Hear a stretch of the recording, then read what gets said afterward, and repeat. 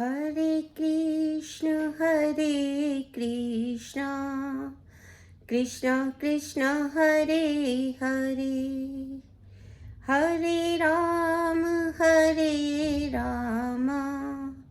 राम राम हरे हरे। सभी भक्तों को मेरा दंडवत प्रणाम। आज कार्तिक मास प्रारंभ हो रहा है और आज शरद पूर्णिमा भी है। कार्तिक मास कल से, आज से भी प्रारंभ माना जा रहा है, कल से भी प्रारंभ माना जा सकता है। तो आज शरद पूर्णिमा है। पहले मैं सभी को शरद पूर्णिमा की बधाई देती हूँ और आज ही माँ मीरा की जयंती भी है। उस सब की भी सभी भक्तजनों को बहुत बहुत मैं शुभकामनाएं देती हूँ, क्योंकि मीरा जो हैं वो भक्ति की प्रतीक हैं। तो उन्होंने केवल भगवान के नाम का ही स्मरण किया था और इसीलिए भगवत प्राप्ति नाम के 8वें अध्याय के 7वें श्लोक को आज के विषय के लिए मैंने चुना। तो क्योंकि सदैव हमारा जो सभी का जो लक्ष्य है, जो अंतिम लक्ष्य है, वो है परम पुरुष की प्राप्ति या फिर मोक्ष को भी नहीं, भगवत धाम को प्राप्त करना। तो इसलिए आज हम इस 8वें अध्याय के 7वें श्लोक पर इस विषय पर थोड़ी सी विचार विमर्श करते हैं। तो उसमें आया कि तस्मात् सर्वेषु कालेषु मामानुस्मर युध्य च मयि अर्पित मनोबुद्धिम मामेव वेश्यसि असंशयः। भगवान ये कह रहे हैं, भगवान ये वचन कह रहे हैं कि इसलिए तस्मात् सर्वेषु कालेषु, सर्वेषु कालेषु का अर्थ क्यों है, ऐसा क्यों कि हमेशा ही मामानुस्मर युध्य च। तो यहाँ पर तो भगवान ने अर्जुन को कहा है कि युद्ध करो, लेकिन हम सब जो इस संसार में रहते हैं ये प्रतिदिन एक युद्ध है और ये युद्ध कभी हमें स्वयं के विरुद्ध लड़ना पड़ता है, कभी हमारे आसपास जो होता है उस सब के विरुद्ध, जो परिस्थितियां हैं उनके विरुद्ध लड़ना पड़ता है। अर्थात जो भी भौतिक जीव यहाँ पर आया है उसके जीवन में बहुत सारी चुनौतियाँ, बहुत सारे युद्ध हैं। तो अब जब वो आ गया है तो कर्म ना करे ऐसा वो कर ही नहीं सकता है। तो भगवान ये कह रहे हैं कि जो कुछ भी करना है, मामानुस्मर युध्य च, सर्वेषु कालेषु, सभी कालों में मेरा ही स्मरण करो। क्योंकि उससे पहले भगवान ये वचन दे चुके हैं कि यदि प्रयाण काल में कोई मनुष्य मेरा स्मरण करता है तो वो मेरे धाम को प्राप्त हो जाता है। तो लेकिन वो किस समय मरण को प्राप्त होगा ये बात तो उसको पता ही नहीं है, ये जानकारी तो हम में से किसी को नहीं होती। इसीलिए भगवान कहते हैं कि प्रत्येक काल में, सर्वेषु कालेषु, सभी कालों में मेरा ही स्मरण करो और फिर युद्ध करो। युद्ध करो का अर्थ ये है कि जो कर्तव्य बनता है हमारा इस भौतिक संसार में, जो हमारा पास कर्तव्य है, उस कर्तव्य को पूरा करो। तो उस कर्तव्य को पूरा करते हुए मयि अर्पित मनोबुद्धि मामेव वेश्यसि असंशया, तो मेरे ही अर्पण कर दो। क्या क्या? अपना मन भी और बुद्धि भी। हम जानते हैं कि मन का जो कार्य है वो मनन करना है, चिंतन करना है और साथ ही इंद्रियों के साथ में संयुक्त होकर उन्हें अपने अपने विषयों में प्रेरित करना भी है।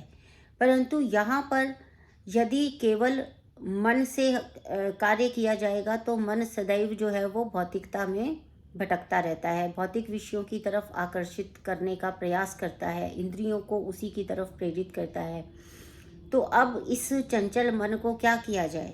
तो उन्होंने कहा कि जो भी कार्य कर रहे हों, बहुत सारे कार्य जो हैं वो करने पड़ते हैं, जो हम सभी लोगों को कर्म जो करने पड़ते हैं हम सभी लोगों को, तो वो सभी कार्य करते हुए भगवान कह रहे हैं कि सर्वेषु कालेषु मामानुस्मर, मेरा ही स्मरण करते हुए वो युद्ध करो। अर्थात अपने सारे कर्तव्य मेरा नाम स्मरण करते हुए ही करो। क्योंकि उन्होंने कहा कि ये अभ्यास की बात है। अभ्यास योग युक्तेन चेतसा न चेतना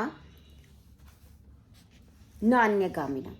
ये जो चेतना का, ये जो अभ्यास युक्तेन है, चेतसा न अन्यगामिना, यानी चित्त के द्वारा कहीं भी अन्य ना जाते हुए, अभ्यास योग युक्तेन, अर्थात अभ्यास से जो है वो मेरा ही स्मरण करने में मन को निरंतर लगाए रखे, परमम पुरुषम दिव्यम याति पार्थानुचिंतयन्।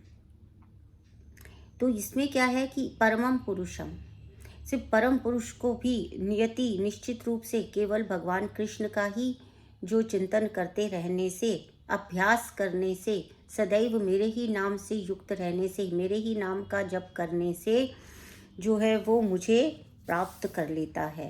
क्योंकि क्या करना है, न अन्यगामिना चेतसा न अन्यगामिना। अन्यगामिना का अर्थ क्या है कि कहीं और ना लगाते हुए, जो मन है उसको कहीं भी और नहीं लगाते हुए केवल और केवल भगवान के ही नाम का स्मरण करना है। क्योंकि यहाँ पर जो पुरुष का अर्थ, इसमें जो 8वें नंबर का भी श्लोक मैंने साथ में ही ले लिया, क्योंकि ये दोनों ही श्लोक एक दूसरे से बिल्कुल जुड़े हुए हैं। तो भगवान ये यहाँ पर जो आया परमम पुरुषम, तो यहाँ पर जिस पुरुष शब्द का प्रयोग किया गया है वो भोक्ता के लिए किया गया है। और हम भगवत गीता से ये ज्ञान प्राप्त होता है कि जितने भी यज्ञ किए जाते हैं, यज्ञ जो कि भगवान विष्णु का भी एक पर्याय है, परंतु अन्य भी यज्ञ जो किए जाते हैं, कोई भी यज्ञ जो किया जाता है उसका जो परम भोक्ता होता है वो भगवान विष्णु ही है। तो परमम पुरुषम यहाँ पर परम भोक्ता बोला गया है, क्योंकि जब इस भौतिक जगत में जीव आता है तो वो जीव क्या करता है कि वो जीव स्वयं को भोक्ता मानने लग जाता है। क्योंकि वैसे तो देखा जाए तो जो ये जीव है वो भगवान की तटस्था शक्ति है ना, पराशक्ति है, जो भगवान का ही एक अंश है।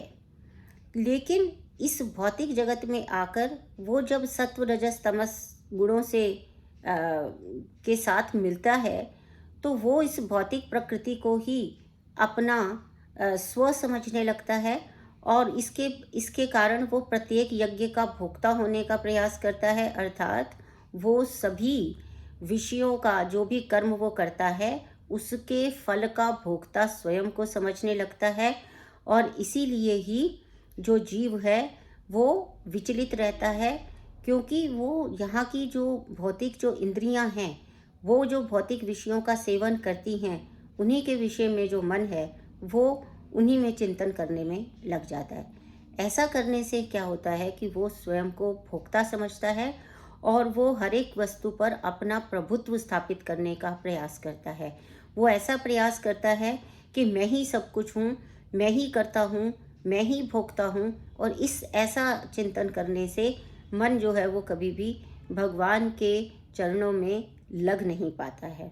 इसीलिए भगवान ये कहते हैं कि जो ये चंचल मन है इसको स्थिर करने का एक ही उपाय है कि भगवान के नाम का सदैव स्मरण किया जाए। हरे कृष्ण कृष्ण कृष्ण हरे हरे, हरे राम राम राम हरे हरे। इस प्रकार का जो ये संकीर्तन यज्ञ चैतन्य महाप्रभु ने इस कलयुग के लिए दिया, उसका बहुत ही महत्व है। क्योंकि कृष्ण भावना अमृत होने के लिए जो मन को स्थिर करना है, तो मन को कहाँ स्थिर किया जाए, तो जब हम ये जप करते हैं, जब ये हम नाम लेते हैं, तो उसमें आप देखेंगे कि श्रवण और हमारी जिह्वा और जो हमारा मन है वो सब के सब इसी में आकर स्थिर हो जाते हैं। क्योंकि जो श्रवण शक्ति है उसको मूलाधार शक्ति माना गया है। हमें मालूम है कि जो हमारे वेद हैं वो भी श्रुति कहा गया है, उन्हें भी श्रुति कहा गया है, क्योंकि वो वेद जो हैं वो श्रवण से ही प्राप्त हुए, और जो पहले जो ऋषि मुनि थे उन्हें भी श्रवण से ही प्राप्त हुए। और ब्रह्मचर्य आश्रम जो मनुष्य का होता है उसको भी इसीलिए कहा गया है कि वो प्रामाणिक गुरु से श्रवण करता है, भगवान के विषय में श्रवण करता है, संसार के विषय में श्रवण करता है, और उसी श्रवण से उसकी स्मृति प्रबुद्ध होती है, उसकी स्मृति जो है वो बनती है। तो इसलिए श्रवण जो है वो हमारे ज्ञान का मूल आधार है। और जब हम भगवान के नाम का जप करते हैं, जब ये संकीर्तन यज्ञ करते हैं, तो उस समय हमारा मन इस संकीर्तन में लग जाता है, हमारी जो कर्ण हैं वो भगवान के नाम को सुनने में लग जाते हैं, और हमारी जो जिह्वा है वो केवल भगवान का नाम लेती है। तो इस प्रकार से मई अर्पित मनोबुद्धि, इस प्रकार से जो मन और बुद्धि है वो भगवान के आश्रित हो जाती है। और जब ऐसा हो जाता है तब जो है वो निश्चित रूप से जो है वो निस्संशय रूप से वो भगवान को प्राप्त कर लेता है। क्योंकि योग के अभाव में, यहाँ पर योग बोला है, अभ्यास योग युक्तेन।